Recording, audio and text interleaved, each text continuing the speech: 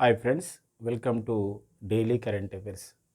November 29, 2024లో ఉన్నటువంటి so వివిధ దినపత్రికలో వచ్చినటువంటి అంశాలని మనం చూద్దామండి. అంటే కరెంట్ అఫైర్స్ అనమాట. సో మరి నవంబర్ 29, 2024లో ఉన్నటువంటి సో ముఖ్యమైనటువంటి కరెంట్ అఫైర్ చూద్దాం. అందులో ఇఫీ 2024 విశేషాలు చూద్దామండి. ఇఫీ అంటాం అంటే international film festival of India అని చెప్పేసి అందాం. అంటే అంతర్జాతీయ భారత చలనచిత్రోత్సవం 2024. సో ఒక 8 రోజుల పాటు నిర్వహించడం జరిగింది. ఎక్కడ నిర్వహించారు, అందులో ఏమైనా అవార్డ్స్ ఇచ్చారా, ఆ విషయాలు చూద్దాం. అండ్ ఓఈసీడీ అండి. ఓసీడీ అంటే అది ఒక జబ్బు ఉంటుంది, అది ఓఈసీడీ అంటారు. Organisation for economic cooperative development అంటాం. ఆ సంస్థ ఒక నివేదిక ఇచ్చింది. 2022లో జరిగినటువంటి నివేదిక 2024లో ఇచ్చింది. అంటే ప్రపంచంలో మన అంటే వలసదారులు ఎలా ఉన్నారు, ఏ దేశంకి ఎక్కువ వెళ్తున్నారు, అలాంటి నివేదిక. అంటే ఏ దేశం వాళ్ళు ఎక్కువగా విదేశాలకు వెళ్తున్నారు, ఓఈసీడీ దేశాలకు, అండ్ ఏ దేశం వాళ్ళు ఎక్కువగా అక్కడ పౌరసత్వం పొందుతున్నారు, అలాంటి విషయాలపైన ఒక నివేదిక రావడం జరిగింది. ఇక నెక్స్ట్ ఆస్ట్రేలియా ఒక రికార్డ్ అనమాట. ఒక ఆస్ట్రేలియా ఫస్ట్ టైం ఒక సాధించింది సోషల్ మీడియా విషయంలో. ఏంటంటే అది ఎవరైతే 16 ఇయర్స్ పిల్లలు ఉన్నారో, అంటే 16 సంవత్సరాల లోపు పిల్లలు ఉన్నారో వాళ్ళు సోషల్ మీడియాని నిషేధించడం జరిగింది వాళ్ళపైన. అంటే ఎవరైతే 16 ఇయర్స్ లోపు పిల్లలు ఉంటారో, 16 సంవత్సరాల లోపు ఆ ఏళ్ళ పిల్లలపైన, 16 ఇయర్స్ ఏళ్ళ లోపు పిల్లలకి సోషల్ మీడియా నిషేధం. అంటే వాళ్ళు ఎలాంటి సోషల్ మీడియా అకౌంట్లని తీసుకోకూడదు. తీసుకుంటే సోషల్ మీడియా సంస్థలపైన కేసు నమోదవుతుంది అనమాట. అలాంటి ఒక చట్టం తీసుకురావడం జరిగింది ఆస్ట్రేలియా దేశం. ప్రపంచంలో ఫస్ట్ టైం అనమాట అలాంటి చట్టం వచ్చింది. అండ్ నెక్స్ట్ వచ్చేసి ఇక్కడ ఆర్టిఫిషియల్ ఇంటెలిజెన్స్ ల్యాబ్, అంటే కృత్రిమ మేధస్సుతో అనుసంధానమైనటువంటి ఒక ప్రయోగశాలని అంతరిక్షంలోకి ప్రయోగించబోతున్నారు వచ్చే నెలలో డిసెంబర్లో. అది ఆ ఏఐ ల్యాబ్ని తయారు చేసింది కూడా ఏంటంటే హైదరాబాద్కు చెందినటువంటి ఒక స్టార్టప్ సంస్థ. సో మరి నాది సతీష్ ధావన్ స్పేస్ సెంటర్ నుండి ప్రయోగం చేయబోతున్నారు December 4, 2024. సో దానికి సంబంధించిన విశేషాలు చూద్దామండి. అంటే త్వరలోనే రోదసిలోకి ఏఐ ల్యాబ్. అండ్ నెక్స్ట్ వచ్చేసి బాలానగర్ సీతాఫలానికి ఏఐ గురి అని ఇచ్చారు, జిఐ గురి. బాలానగర్ అంటే మనకి ఇక్కడ హైదరాబాద్ దగ్గర, మనకి ఇక్కడ ఉన్నటువంటి హైదరాబాద్లో ఉన్నటువంటి ఆ బాలానగర్ కాదు, మనకి మహబూబ్నగర్కి వెళ్తున్నప్పుడు వచ్చే బాలానగర్ ఉంది. సో అది బాలానగర్ ఒక మండలం. అది ఆ బాలానగర్ ప్రాంతంలో దొరికే సీతాఫలం ఉంది, కస్టర్డ్ యాపిల్. దానికి జిఐ అంటే జియోగ్రఫికల్ ఇండికేషన్ తెచ్చుకునే ప్రయత్నం చేస్తుంది తెలంగాణ రాష్ట్ర ప్రభుత్వం అనమాట. అలాంటి అంటే ఇది ఒక ప్రపోజల్ ఉంది, అప్లై చేసుకోవాలి. జిఐ ట్యాగ్ వస్తే తద్వారా మరింత మార్కెట్ విస్తృతం అవుతుంది అనమాట. ఈ మధ్యలో తాండూరు కందిపప్పు కానివ్వండి, ఆత్రేయపురం పూతరేగులు కానివ్వండి, వీటికి అన్నిటి కూడా జిఐ ట్యాగ్ రావడం జరిగింది ఇలాంటి నేపథ్యం. అండ్ నెక్స్ట్ వచ్చేసి ప్రముఖ టెన్నిస్ క్రీడాకారిణి, సో మరి 5 సార్లు గ్రాండ్ స్లమ్ టైటిల్ సాధించినటువంటి 5 గ్రాండ్ స్లమ్ టైటిల్ సాధించిన క్రీడాకారిణి ఇగా స్వీటెక్పై నిషేధం విధించడం జరిగింది ఒక నెల పాటు. దాని నేపథ్యం ఏదో చూద్దాం. దాంతోపాటుగా కొన్ని పుస్తకాలు, రచయితలు డాక్టర్ అశ్విన్ ఫెర్నాండెజ్ రాసినట్టు ఒక పుస్తకం ఉందండి మన్ కీ బాత్ నేపథ్యంలో. సో ఆ పుస్తకం పైన డిస్కస్ చేద్దాం. ఇవి ఈ రోజులో ఉన్నటువంటి ముఖ్యమైనటువంటి కరెంట్ అఫైర్స్. అండ్ నెక్స్ట్ వచ్చేసి ఇక్కడ 55వ ఇఫీ అంటే international film festival of India అండి. అంతర్జాతీయ భారత చలనచిత్రోత్సవం ఇది 55వది అనమాట. నవంబర్ 20 నుండి నవంబర్ 28, 2024లో ఇది గోవాలో జరిగింది. గోవా రాజధాని పనాజీలో జరిగింది. Goa or Panaji is the permanent place to conduct the international film festival of India అనమాట. సో అలా నిర్వహించడం జరిగింది. అయితే 8 డేస్ పాటు నిర్వహించినటువంటి ఇఫీ ఇంటర్నేషనల్ ఫిలిం ఫెస్టివల్ ఇండియాలో కొన్ని అవార్డ్స్ చాలా ఇంపార్టెంట్గా ఉంటాయండి. అందులో మనం చూస్తున్నట్లయితే ఇక్కడ విక్రాంత్ మస్సే లేదా మెస్సే అంటారు, కొన్నిట్లో మెస్సే అని ఇచ్చారు, విక్రాంత్ మస్సే. ఎవరు విక్రాంత్ మస్సే అంటే ఒక నటుడు. ఇతనికి ఒక అవార్డు ఇవ్వడం జరిగింది, మన భారతీయుడు.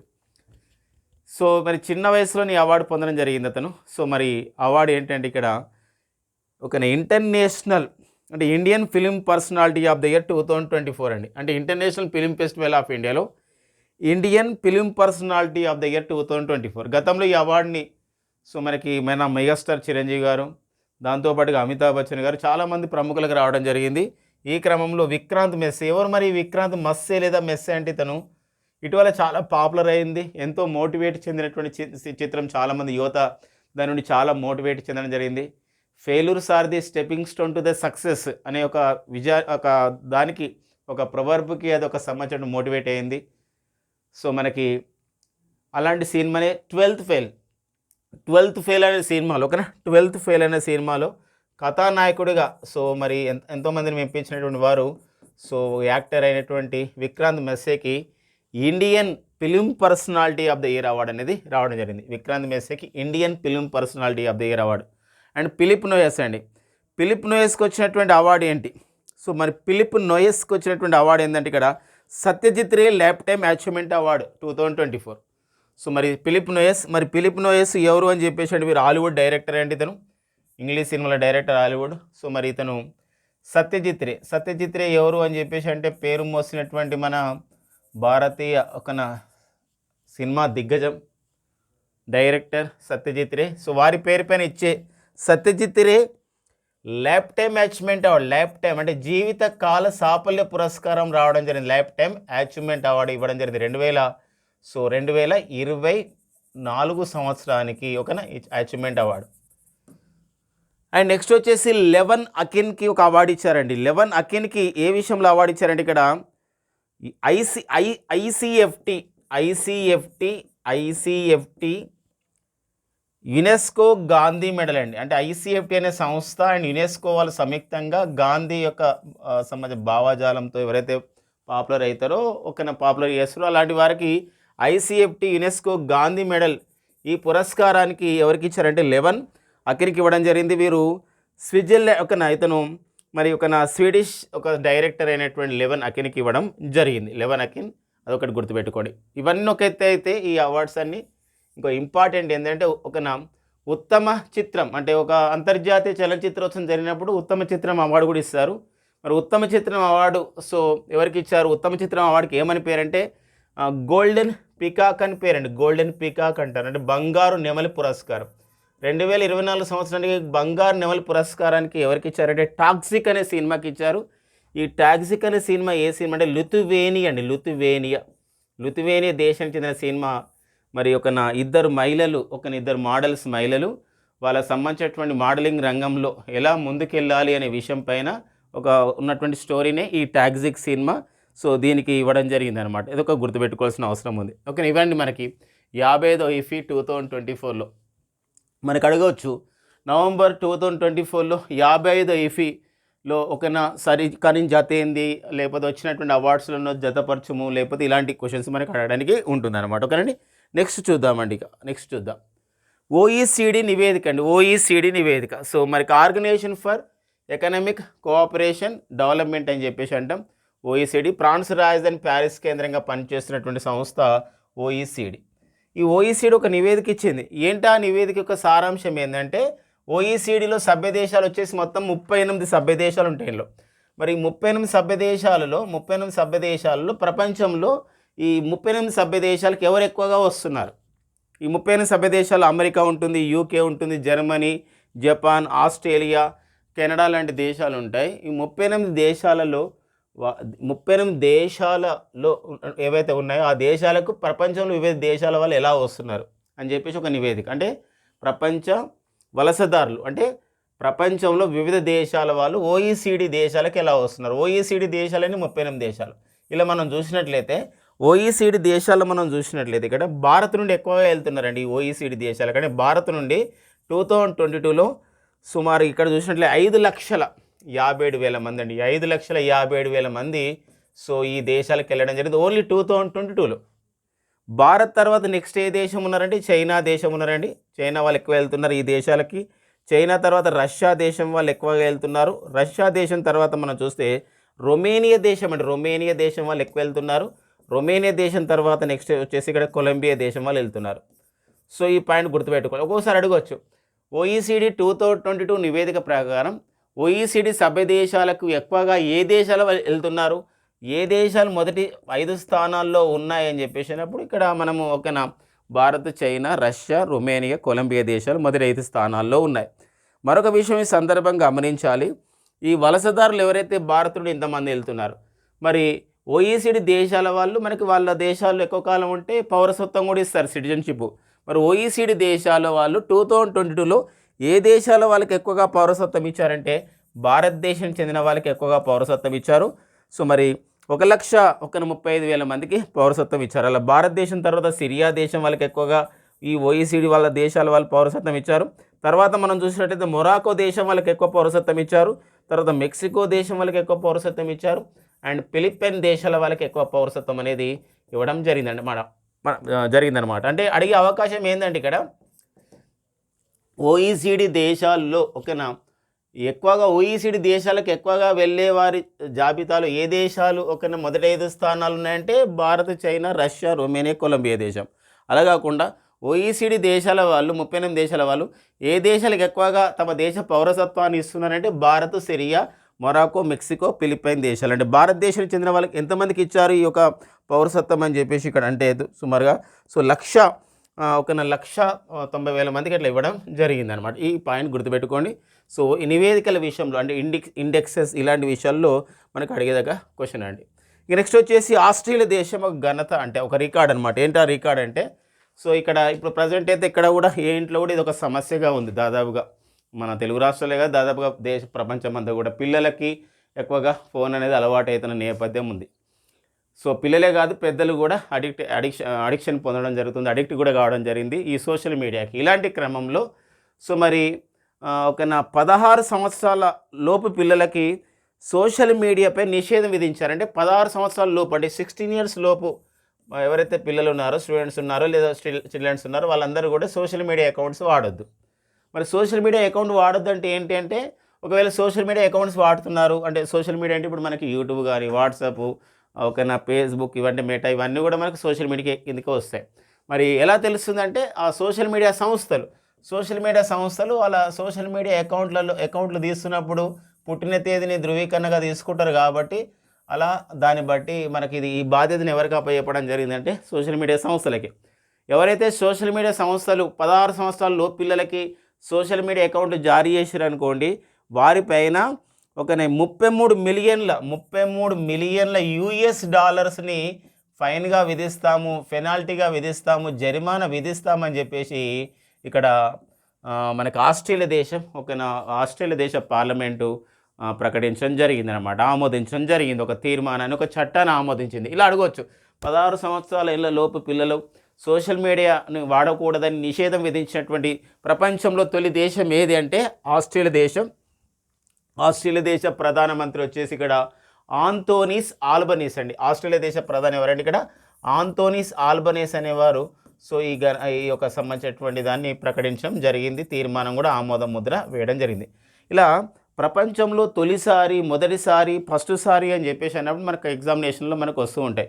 ఈ మధ్య కాలంలో ప్రపంచంలో తొలిసారిగా గర్భస్రావం అనేది, అబార్షన్ అనేది ఒక రాజ్యాంగబద్ధంగా చట్టబద్ధంగా చేసినటువంటి తొలి దేశం అంటే ఇక్కడ ఫ్రాన్స్ దేశం. తొలి అనే విషయం వచ్చినప్పుడు మనం బాగా గుర్తుపెట్టుకోవాల్సిన అవసరం అయితే ఉందండి. ఇక నెక్స్ట్ వచ్చేసి మనకి మరొక అంశం అండి, ఇది మనకి ఒక ప్రాంతీయ అంశంగా ఉన్నప్పుడు కూడా ఆంధ్రప్రదేశ్ రాష్ట్రం ఇది అమలు చేస్తున్నప్పుడు కూడా ఇది ఒక జాతీయ అంశంగా తీసుకోవాలి.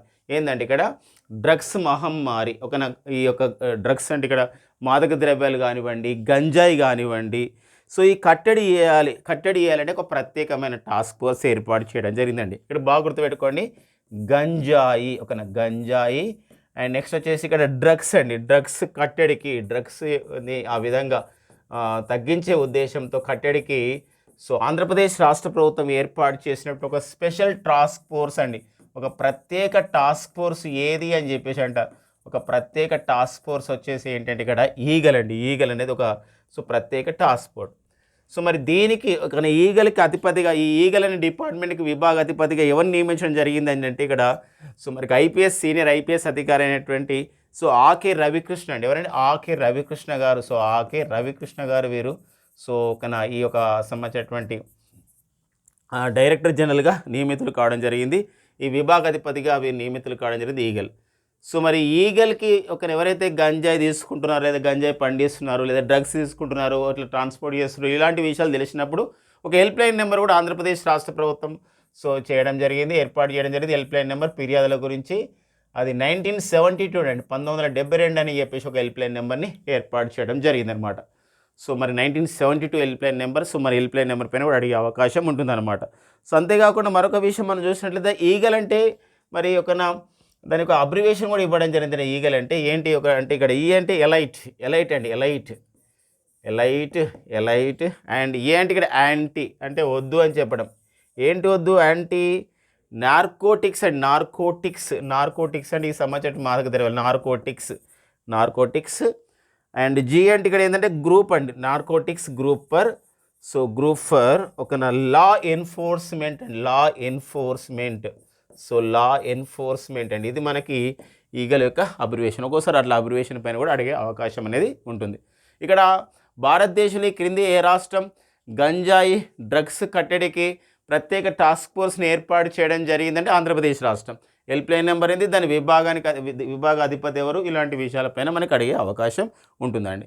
ఇక నెక్స్ట్ వచ్చేసి ఆర్టిఫిషియల్ ఇంటెలిజెన్స్ ల్యాబ్ అంటే December 4, 2024 సో మన ISRO Indian space research organisation వాళ్ళు, మన యొక్క భారత అంతరిక్ష పరిశోధన సంస్థ వాళ్ళు మన ఆంధ్రప్రదేశ్లోని తిరుపతి జిల్లా శ్రీహరికోటలో ఉన్నటువంటి సతీష్ ధావన్ స్పేస్ సెంటర్ నుండి పిఎస్ఎల్వి C60 ద్వారా, ఇది ఒక రాకెట్ ద్వారా ఆర్టిఫిషియల్ ఇంటెలిజెన్స్ ల్యాబ్ని ఏఐ ల్యాబ్ని రోదర్శిలోకి పంపించబోతున్నారు అనమాట.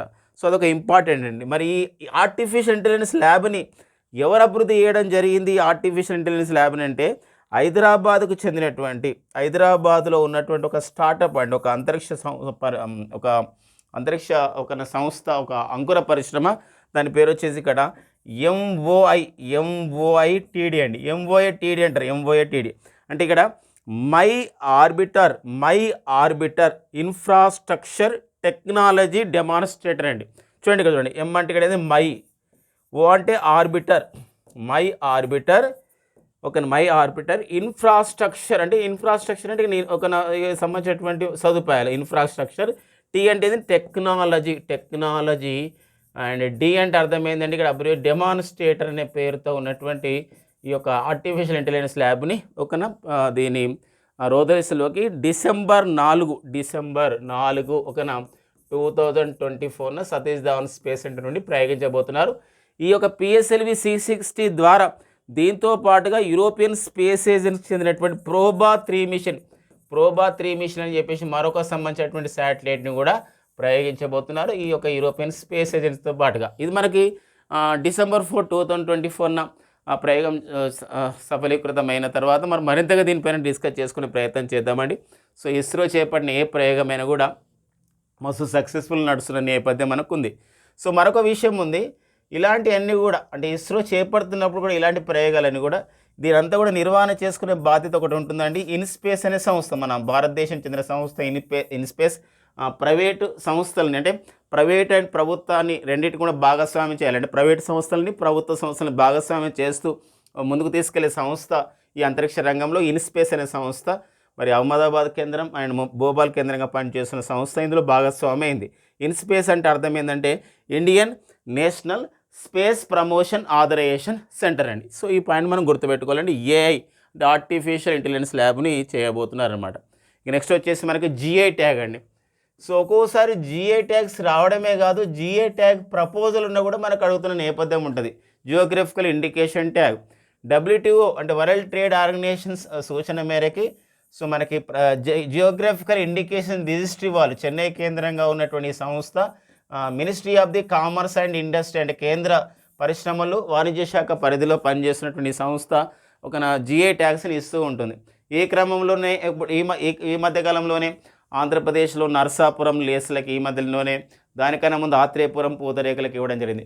తెలంగాణలో అయితే మనకి ఈ మధ్యలోనే తాండూరు కందిపప్పు, దాంతోపాటుగా మనకి లక్కా గాజులు, హైదరాబాద్ పాత బస్సుకి చెందిన లక్కా గాజులు కూడా జిఐ ట్యాగ్ ఇవ్వడం అయితే జరిగింది.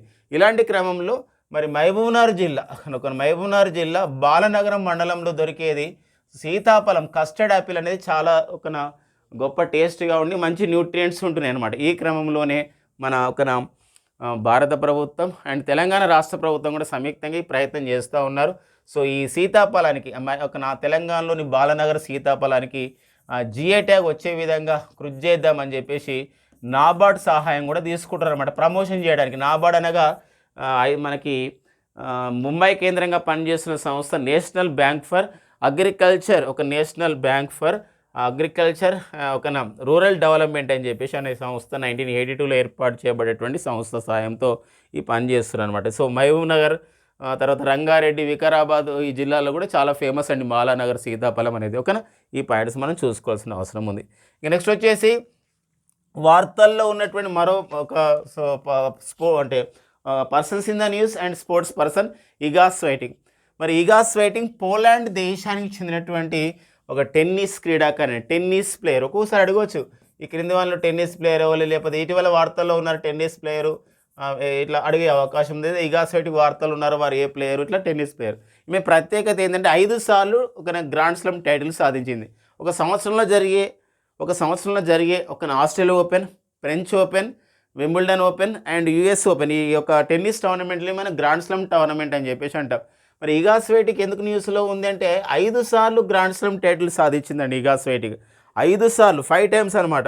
అంటే ఇక్కడ మనం ఒక ఫ్రెంచ్ ఓపెన్ ఒక 4 సార్లు, యూఎస్ ఓపెన్ ఒకసారి సాధించింది ఇగా స్వైటిక్.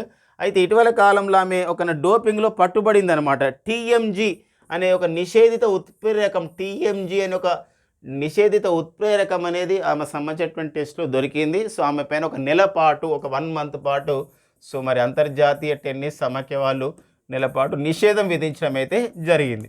ఇటీవల కాలంలో అంతర్జాతీయ టెన్నిస్ క్రీడాకారులపైన ఇలా నిషేధం ఇచ్చిన సంఘటన అనేది ఇది 2వసారి జరిగింది. ఇటీవల కాలంలో మనకి యానిక్ సిన్నర్ అండి, ఇటలీ దేశానికి చెందినటువంటి మేల్ టెన్నిస్ ప్లేయర్ అయినటువంటి యానిక్ సిన్నర్ పైన కూడా ఇలా నిషేధిత ఉత్ప్రేరకాలు వాడినందుకు గాను కొన్ని నెలల పాటు నిషేధం విధించడం జరిగిందనమాట. ఒక్కోసారి అడగవచ్చు ఎందుకు నిషేధం విధించారు, ఆమె తీసుకున్నటువంటి ఉత్ప్రేరకం ఏంది, లాంటి క్వశ్చన్స్ కూడా మనకి అడగడానికి ఉంటుందండి.